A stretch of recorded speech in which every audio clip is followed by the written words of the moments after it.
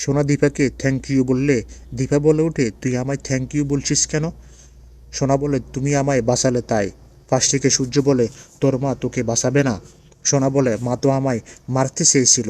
এই কথা শুনে সূর্য সোনাকে কথা শোনালে সোনা উত্তেজিত হয়ে পড়ে। এরপর দীপা সোনার কাছে গেলে সোনা বলে, তুমি আমাদের জীবন থেকে বাবাকে ছেড়ে অনেক দূরে চলে যাও।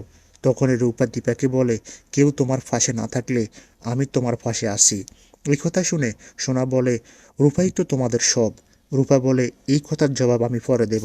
এই বলে দীপাকে নিয়ে বাড়ি থেকে চলে যায়।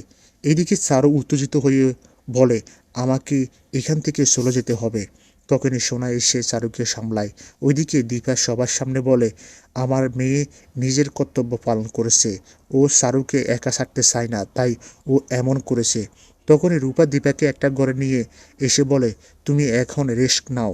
তখন রূপা দীপাকে একটা ঘরে নিয়ে এসে বলে, তুমি এখানে রেস্ট করো, একটু শুয়ে পড়ো। দীপা বলে, তুই কিন্তু কিচ্ছু করবি না। রূপা বলে, কিচ্ছু করব না, তবে আমিও সব ফিরে পেতে চাই। তুমি আমার কাজে বাধা দেবে না, আমিও তোমার কাজে বাধা দেব না। এই বলে সেখান থেকে হসপিটালে সোনাকে ঠাকুরের কাছে টেনে নিয়ে এসে বলে, তুমি কি চাও যে বাবা মা আবার এক না হোক?